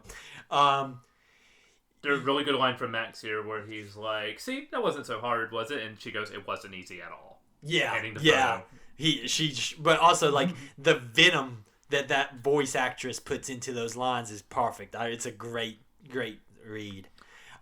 This triggers an entire change in the timeline where you win the prize. David helps bring down Mr. Jefferson, so he's arrested. Jefferson's arrested. Chloe lives. The police find Rachel's body, and Max wins the contest. Yes. So you wake up this time on an airplane, flying with the principal, going to San Francisco for the artist, the gallery, the Everyday Heroes gallery. Mm-hmm. Please put your phone on airplane mode. Please do not text while up in the air. Did she text or was she just reading text? How are you going to get... She gets... The text pops up. I think somebody calls you out on it anyways. Do they? What? Yeah. I didn't get anybody call me out because I was Another passenger's just like, please put your phone away. Well, I was like, yeah, please put your phones on airplane mode. I don't know what it does, but they tell you for a reason. So please put your phone on airplane mode. It's because if everybody's on their phone, I believe it can interfere with the airplane's ability to communicate with the towers. I really think that's like there's even a small chance. Like they have to. I mean, it's probably a 1 in a million chance of it setting something off. But still, when you're doing with airplanes, you want to account that like some asshole is out I think there. it's probably like it just had interference and makes it hard, or maybe I think I'm with Michael on this one that it's 1 in a million, but you're dealing with an airplane, so you don't want to risk it. Mm-hmm. There's a cool conversation with the principal on the plane where he actually comes across kind of human. Why is the principal cool now? I mean, this game is all about like showing you people in different lights. Like every other game is just like. Have you ever noticed like in a movie where somebody does one thing that you like perceive to be bad, you're like they were bad the whole time. Yeah. This game is just like okay. I mean. He did a bad thing, but like... Yeah, spoiler for ahead, but like even Nathan tries to save you at one point. Mm-hmm. People are complicated and they have complicated, decisions. Which is like a tip of the hat for me. No, I'm a fan of it. Because here you meet him in a different aspect and he shows you a different side of him. Yep. You go to the gallery. It's a really cool scene because it's validation for Max. She's in front of her own work. She's meeting her peers. You can tell people really like her photo. There's a cool moment where you talk to the principal in the gallery. He's like, listen, get out there. This is your chance. It's like a very mentor-like moment, but like a good mentor moment. Mm-hmm. Like, please, get out there. This is your chance to really make an impression and jumpstart the career that you deserve to have. Mm-hmm. As you're walking around, one person just goes, God, I love art. Which is the equivalent of like standing at a concert and just being like, God, I love music. It's the dumbest thing to say in an art. I've been to some art galleries and generally you want to talk about like the piece. Don't just be like, I love art. I don't know. They do a lot of pretty funny things. Like there's the snob that like is really pretentious. He's like, this person, I could have done this way better. And then there's one person that just goes, I don't get this. Yeah. I mean, there's some stuff, but I just thought that one line was really weird. You go to see your own photo, and you have a nosebleed that blacks you out. That just takes you to a sequence of the tornado, seeing the tornado, which causes you to run and check your phone that's been on silent, and you get a message from Chloe, who's back in Arcadia Bay, where the tornado's hitting, and you realize that you're not there with Chloe, and Chloe's going to die in the tornado. Everyone's going to die. You're not there. Is messed up. Like, you're like, I gotta get back. Well, this is a cool... I'm going to stick my post in the ground. This is where I start hating this game. No. Whoa. Jesus. Make a phone call and say, you guys should probably leave. But There's this a tornado. Just leave. Oh, Just leave. You start hating this game at I this start point? hating this game at this point. Jesus. Yeah. Wow, this took a turn. That's right.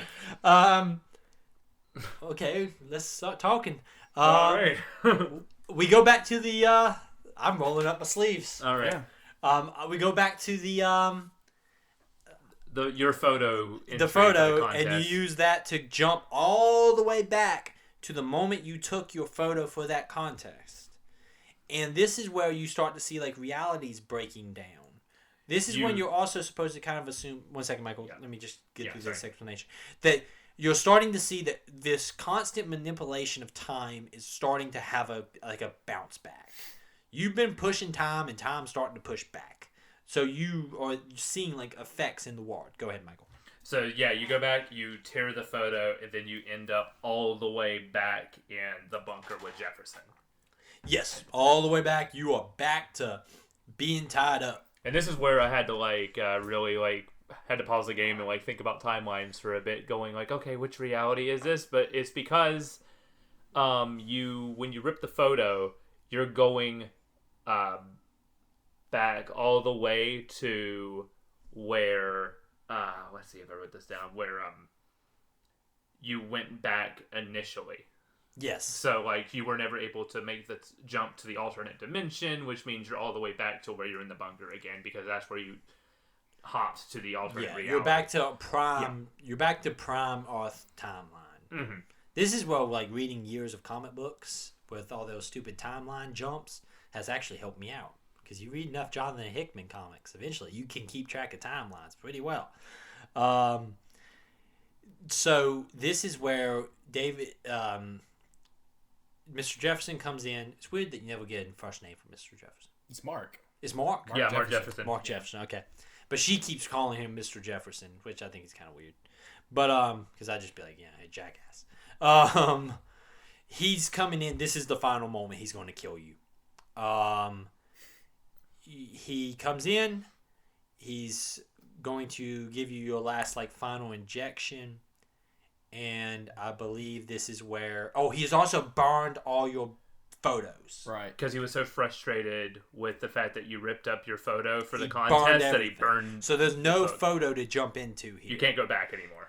David shows up to save you.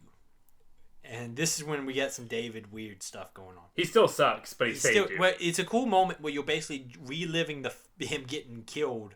Mm-hmm. To find ways to make it play out so David is able to take down Mr. Jefferson. The weird thing is where we're supposed to believe that the fascist at the end of the day was the good guy. I mean, so hear me out. Go ahead.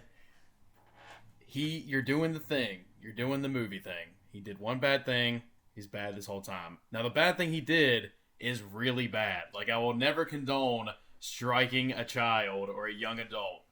But at the end of the day, he was right the whole time. Like, nothing you do makes him less or more right. He was on the case the entire time. And you dissuade him from pursuing it. He had cameras stationed around his home without notifying his family. He had wanted cameras to put him around the school. I mean, he had put surveillance. He pressured Kate, which was one of the reasons she ended up on that roof. You'll make the game, not you. I'm not accusing you of this, Nick. Sure. But the game makes the argument that the ends justify the means. I mean, call me crazy, but you should probably have cameras at schools. I mean, you should. I but don't the have extent issues where he had it was like insane. If you look where it was like complete total coverage of like no privacy everywhere. He also didn't want to notify the students of it. He was putting pressure on students. The game makes the argument, not you. Yeah. I'm not arguing with you on this because your point is that he was right. But the game makes the argument that the ends justify the means. That we're going to get into a large argument on like the arguments of freedom versus, safety and all that fun stuff. But I didn't like that. I didn't like the fact that the guy using fascist-like tactics at the end of the day is the hero, when it just strikes me as kind of a bad argument to make. It's not a That's why when good faith argument. that's why when he asked me about Chloe, I told him straight up, like, Chloe's dead. I wanted one version of him to feel bad. See, I didn't tell him. I was like, I want one version of him to feel sorry for being a terrible dad. Like, he, like, goes, oh, man, I was hard on her. I did all these things. I should have, like, reached out to her more. And he just has that moment of reflection, and he just sits down. No. After that, he also shoots Jefferson. Yeah, he kills Jefferson. After you do that. Oh, that. see, I didn't do that. He didn't kill Jefferson. He just had him, like, tied Yeah, he just shoots him in the head. I didn't have issues with the character in this moment as much as the argument that the writing was making. So I didn't tell him because I was like, I wouldn't want to put that on. Especially because Max is still... She's got a plan now to get the photo from Warren and try to still go back. So I'm like, I'm not going to put him through that because I'm going to try to save him. But my argument is more with the writing choice than it is the character. The montage of failure where you just see him repeatedly getting like just struck down by Jefferson in like different ways with a different insult every time. And getting one of the funniest shot. parts of the game. Well, Jefferson, like if you say you want him, you're too close, he'll swing at you and knock you out. Yeah, it's just that's a crazy sequence. We call Warren, who is at the dyno, and the hurricane is hitting, or the tornado is hitting. It's over water, so it's a hurricane. The game constantly refers to it as a tornado, but it's over water, so it'd be a hurricane. I mean, a hurricane can bring tornadoes, but the thing itself is not a hurricane. The hurricane is all around, but the tornado is a result of the hurricane. All the stuff that we're deciding to skip, and this is what we get. You know what? I just okay. So we go grab some keys and we go rushing off to the dyno. When we get to town, there's a great sequence in which the guy on the radio is just complaining about no one coming to save him.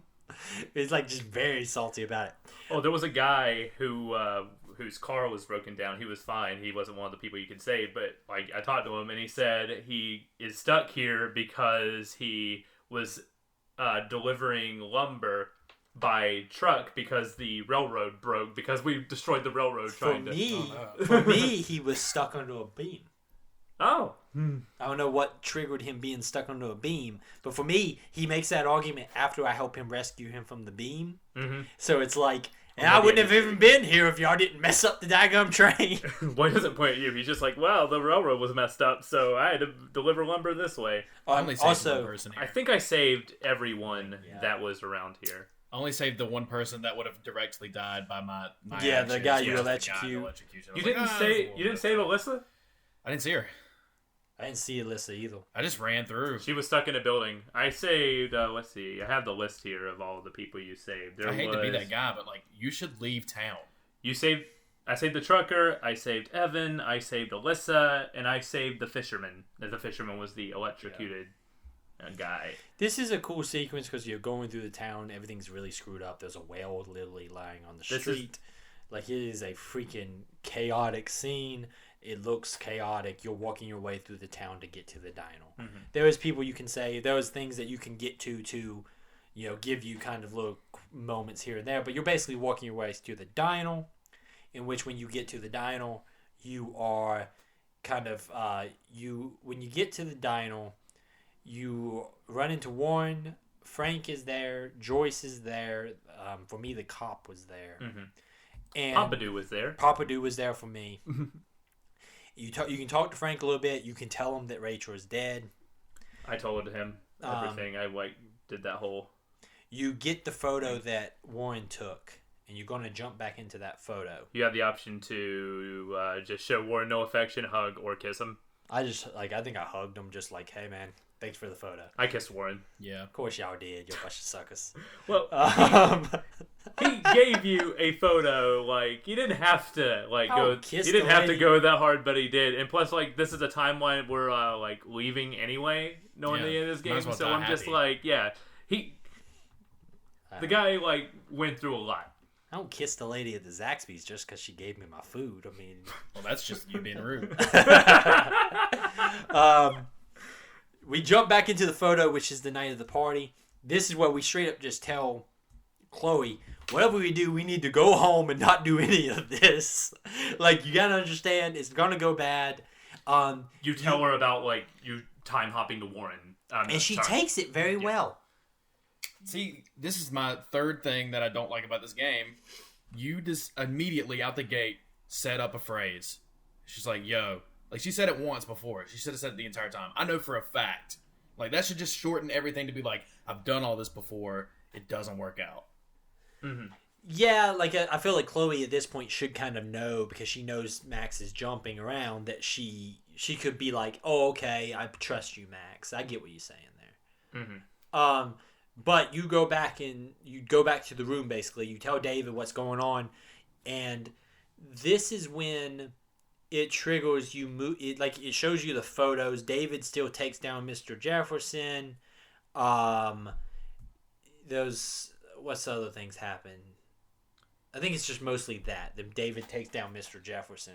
Yeah, David goes to the bunker, and I guess it's implied Nathan doesn't get killed yet, I imagine, or is Nathan dead at this point? I think Nathan's still dead. Okay.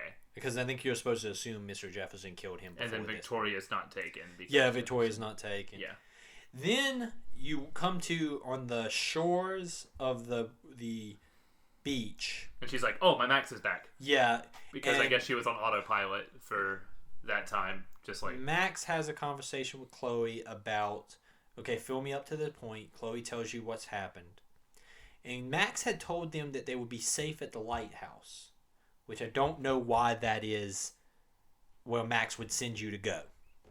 Because I don't get what the jump was to leave Chloe's house and go to the lighthouse. They make an offhanded comment that the storm isn't going that way, but I don't know if that's like the full explanation. Mm-hmm. Yeah, it didn't feel a ton of information.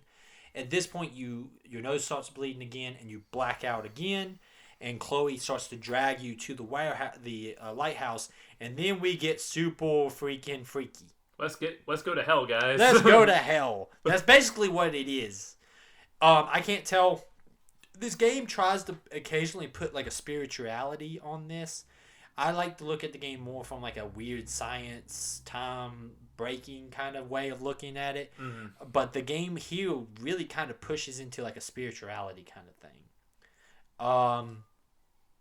You wake up in the classroom with Mr. Jefferson doing the speech in the class, and there's a flash and everyone's gone. You get up to go to the door to leave. You know, obviously Max is very confused by all this.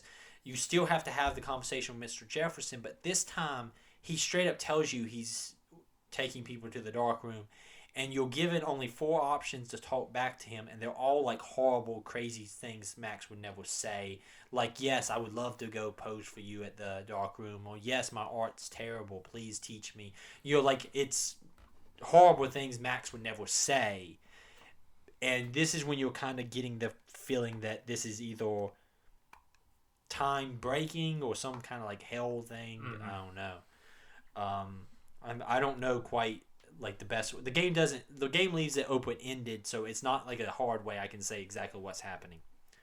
When you open up the door into the hallway of the school, you're in the dorm. And this is a cool kind of sequence in which you're walking through the hallway of the dorm, and if you go through random doors, you'll just come back into the dorm the same way you were before. Mm-hmm. But you're having to listen to the voices overhead. Like the first hallway I popped up into, Kate's at the back at the end. And Kate is crying at her own memorial to Kate. So she's like, they got like a little memorial in front of her room, Mm-hmm. and she's sitting there crying. And if you walk up and you talk to Kate, Kate says, "Why didn't you save me?" And Mac's like, I tried. And she's like, well, you didn't. And because Kate is very Christian, and she killed herself, she's like, well, now I'm alone in hell because you didn't save me. Damn. Because I killed myself, I'm in hell. And you didn't save me, Max, and now I'm alone. And Max, like, yeah, this brutal. Like, it's brutal. It freaking like it's a twist in the knife like 4 or 5 times, and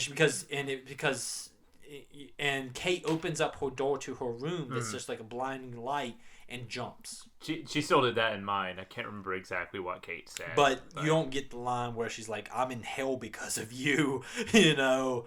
Yeah, that's kind of a knife. When you go through that door behind Kate, you pop back up in different clothing in the same hallway, in which you have to go get like a key that takes you to a particular room. Yeah, the rooms the room says like something 219, so you go to 219, and then from that point on, like you turn into Victoria and start hearing voices. There is a map on the wall that tells you where everyone's room is, so you're just going to. Yeah, and you're just. We're gonna get. Let's get through this, and then we're gonna do. Gratuitous. Let's get through this, and then we'll. Because I do want to hear your point, but I want to try to get it all at once. Mm-hmm.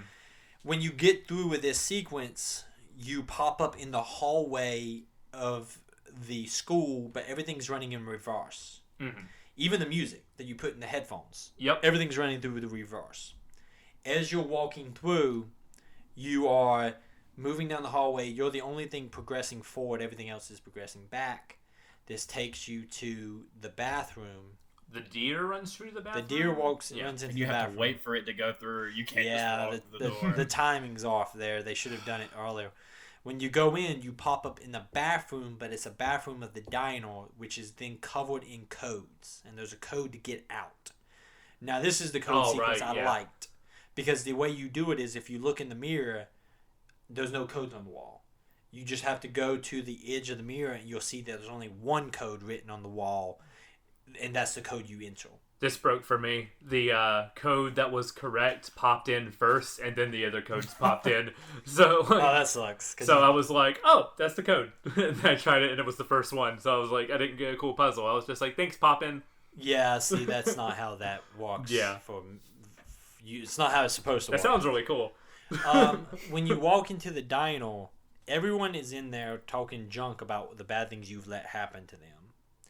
And when you walk to the seat that you had been sitting with and talking to Chloe with earlier in the game, you talk to Max, who is giving you all levels of shit.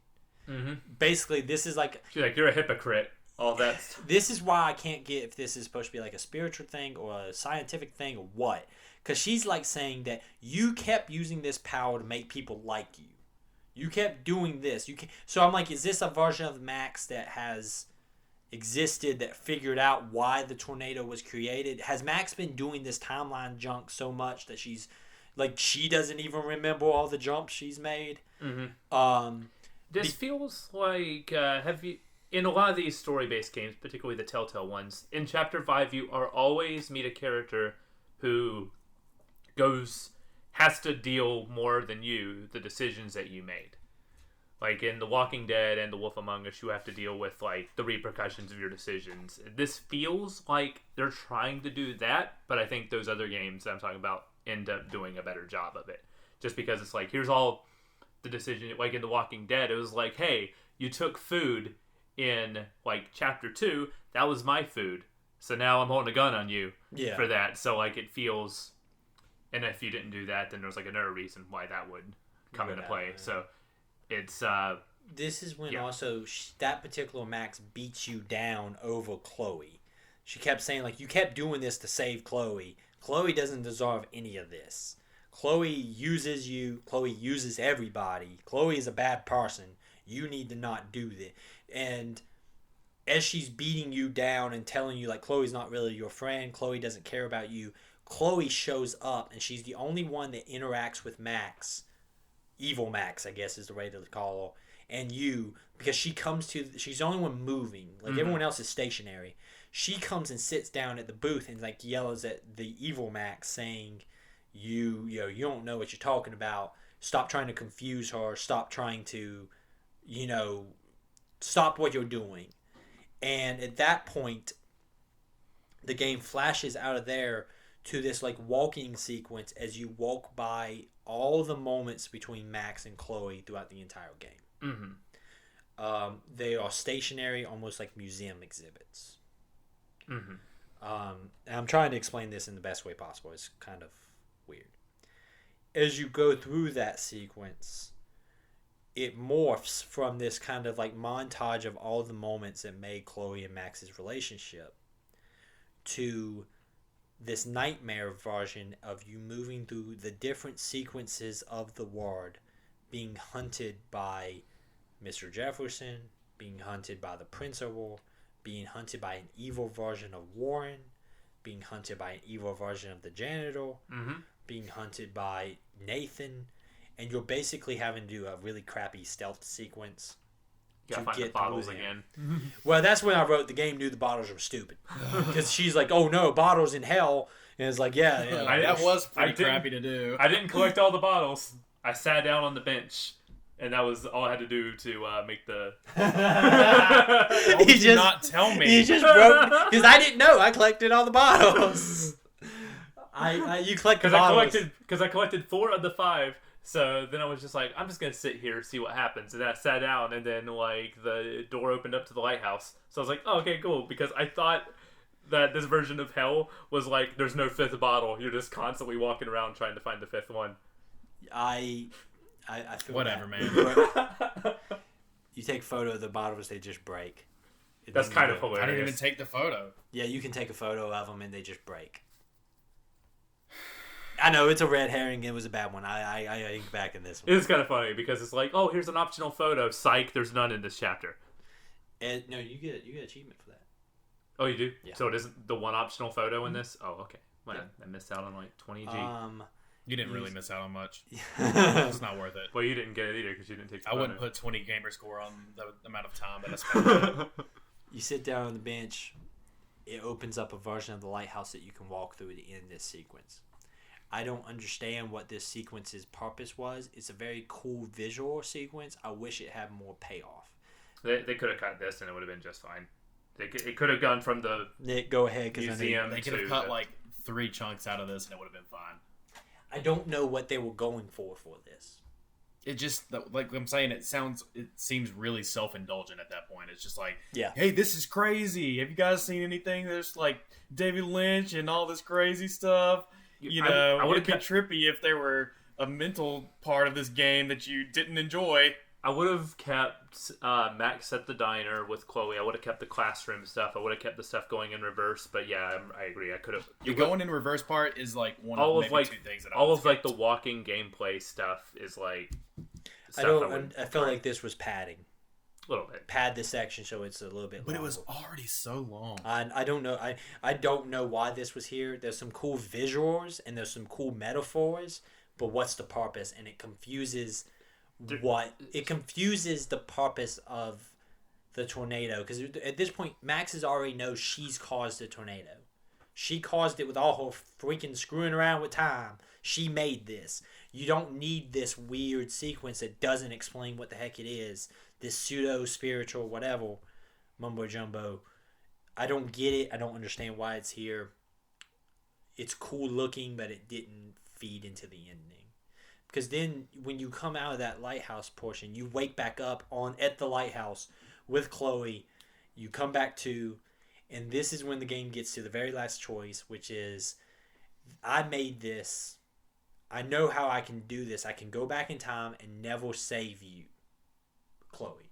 Because if I save you, that kickstarts all of this. But if you die in that bathroom, nothing happens. It is important to know that that's Chloe's solution. Like, yes. Chloe comes up with it. Like, go back one here. selfless act in this game. And there is a cool moment where Chloe says, I've died so many times, like it's almost like the ward is trying to kill me, and you keep stopping it. You know, whether it's the train or the bullet ricocheting or getting shot by Jefferson, I keep having, like, the ward's kind of trying to, like, end this weird, I shouldn't exist. The only way to fix this is to go back and make sure I don't exist. And she tries to say, like, I will do that. Like, you've given me a lot of happiness. You came back to me. I'm giving you permission to do this. And she has the photo of the butterfly that Max took inside of the bathroom, which is kind of plays into your idea that the butterfly is Chloe's animal. Mm-hmm. And the game tells you, and, you know, this is a really heartbreaking, hard sequence. This hurts. And there's a statement that says, Chloe straight up says, you got to do this. And she gives you the photo, and you as Max have to pick to go back and let Chloe die or to tear up the photo. I'm going to go around the horn. Michael. I sacrifice Chloe. I was about to say, why does it hurt, Michael? Yeah. Arcade Epe sucks. There was no way in hell I was walking out of there without Chloe. I'm the only one. Yep. Sunk cost fallacy. I'm the only one. The whole game was about saving her. You don't let her die. I could not. The whole game was about this stuff happened because you messed with time because you saved her. That seems like a reach to me. I'm not on board with, I caused this tornado to begin with. To me, I get that, but I think that the more, like, at this point, the bond between Max and Chloe is so strong and implied to be almost romantic in my mind. Like, it's that strong of a bond. There was no way in hell I would see Max walking off of that cliff without Chloe. I see that. Both decisions are valid. But I think the moral solution is yours. But why is it moral? Because you're supposed to... Like, the cynical, cold way of looking at it would be... It's the greater good. It's Chloe's life is her choice in my mind. Like, she wants to do this. Who am I to say, no, I won't let you do this. I'm going to force you to live, even though it's you're wanting to go back and sacrifice yourself for everybody else in this town. Like, all of the people you see, like, a lot of the people suck, yes, but, like, I don't want Joyce to die. I don't want Warren to die. I don't want Brooke to die. I don't want Kate to die after she, like, stepped down. Like, I wouldn't want all of that to happen. But in order for that to be solved, I had to let Chloe have her decision. And see, for me, it was Max. There's no way in hell Max walks off that cliff. So, what happens in your ending? You watch the town get destroyed, and you watch it from the cliff. I think you're holding hands. Mm-hmm. And then you drive through afterwards. You drive through. Gotcha. As you leave town, you're basically leaving Arcadia Bay behind, and no one's seen in that sequence. So I think you're supposed to assume most people are dead. It's a powerful sequence. It's a rough. That song they play is freaking rough, man. And it's a rough sequence. Like I said, it's a rough moment. You're sitting there on the cliffs holding hands as you watch the whole town get wiped out. What happens in your sequence? So you go back and you're not looking at, you just hear the voices of what's happening before the get away from me psycho and the gunshot. Max is, when she goes back, she just sits in the corner, just like covering like her eyes and just like trying not to make a sound of what's going on. Then, because Nathan is shot because the gun goes off in the school, he rats off Jefferson. Jefferson is captured, and none of those events take place. There's no tornado. Everything sets itself right. Then there's a funeral for Chloe. The music plays. The song's really good.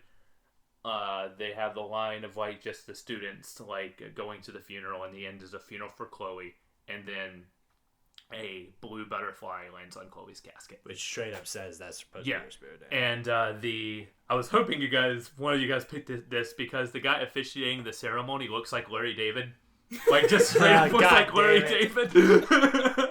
Talk about undercutting the daggum scene. So yeah, I was like emotional. I was crying at this point, and then all of a sudden Larry David. It's uncanny. Like, I was like, come on. You couldn't play the music anywhere else. There's a interpreter to the side. Man, nobody gets that particular joke. But yeah, so that's why I wrote, is the blue butterfly Chloe in the same way that Rachel is the deer. And that's why I wrote, I really need to play Before the Storm. Yeah. But I think that'd be interesting. I think this is the choice I believe in. And that, like, I guess why this chapter is ultimately called Polarized, because it is a very polarizing choice to make. Again, like the choice at the end is 52-48. 52 sacrifice Chloe, 48 sacrifice Arcadia Bay. So this is split right down the middle of everyone who played. So 52% of people are good people.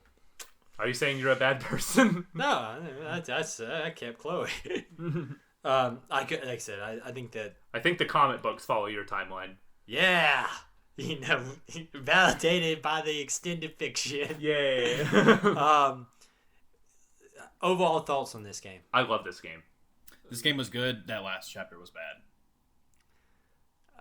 I feel 100% that your reasoning, Nick, makes sense, but I really love this game. I think it's very, very good.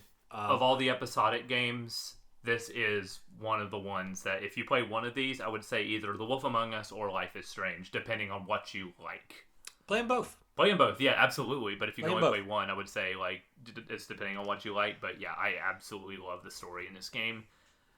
I feel like a lot of the discourse I've heard about the ending was that like, oh, your decisions don't really matter in the end. But I'm like, every conversation you have makes pretty much in this game makes a reference to another choice. Everything like splits off. There's like so many branching conversations. Like the bit we were talking about with Frank. There's so many ways that conversation could go wrong. I'm like the ending of the game. I see it being like I don't foresee two separate choices, but like because there's so much of the game that feels like my decisions carry so much weight more than any other game I play. Like in the second season of The Walking Dead, there is a bit where you try to. Spoilers for the second season of The Walking Dead, really minor stuff, where you can diffuse a gun situation by like conversating everybody down, and then someone just fires a gun anyway, and you're like, well, that didn't matter. That's the telltale thing. If you think that this game doesn't have any like choices that affect things, Telltale games will end up at the same place one way or another. It's going to take you. Yeah. It's going to take you around 4 different directions, maybe, but you're going to end up at the same point in time. And this ends up at the same one of the 2 places, but the way to get there feels natural and in line with the decisions you make. The game from the get-go tells you it's always going to end here. Mm-hmm. Like that's the thing. Like you can't not end here because it was always going. That's the whole point. Like you have to get to this point. So I agree. I think that's a flawed argument. I really love this game. Yeah, we'll kind of. Getting close on time here. Got a little bit of a hard stop. But I do really say this is probably one of my favorite games we played in a long time. I really enjoyed this. Just a really heartbreaking ending, and I really enjoyed what we got. I think this was a good time. Good time. Mm-hmm. How about y'all? We just jump to something completely, totally different, not play something heart-wrenching at all. What would that be? Be a game. It's Halloween time. Yeah. Eric likes scary games. Nick, how you feel about scary games? They're fine. Michael, how you feel about scary games? I like them. The ones I played, I really liked. So we're gonna play a scary game for Halloween. It's called Dead Space. Yeah, maybe you heard of it. Maybe you heard of it. It was a series that was really, really good until the third one came out. Your mom doesn't want you to play this game. Yeah. So the ads. This is my choice. I like Dead Space a lot. It is on a ton of systems. You can get it on the Xbox Marketplace. You can get it on the Sony Marketplace. I believe you can get it on Steam. The game's really cheap now, I want to say, and it was a game with Games with Gold a while back. So they gave away the whole trilogy over the course of the year. They gave 1, 2, and 3 on Games with Gold. You got the list of places, Nick, by any chance? Do you have any other places? I do not, but I do know that you can get it on Xbox. You can get it on Steam. I think you can get it on PS3 as well. PS3 also. If you want to play the Wii rail shooter, I guess that might be the same story. It's not. It's not? Okay, never mind. I really enjoyed this series. This was a series that meant a lot to me when it first came out. I liked the first and second one. Third one killed this whole franchise. Killed it dead. Michael, give us a quick little overview of Dead Space. Quick overview. This was developed by EA Redwood Studios, and before Dead Space, Redwood mostly worked on licensed games such as James Bond games, Lord of the Rings, Simpsons, and The Godfather. The producer, Glenn Schofield, was inspired by another game you may have heard of, Resident Evil 4. Hey, Resident Evil 4. Let's talk about Resident Evil 4. So, the game was pitched to EA in 2006. EA gave Redwood 3 months to make a prototype, and the team made the prototype run on the original Xbox hardware to ensure a quick turnaround time for the... It was like, we don't necessarily know the new consoles yet. We can make a quick demo for this game on the original Xbox. So the game was made originally to run on an Xbox. I thought that was really cool. There's a video of the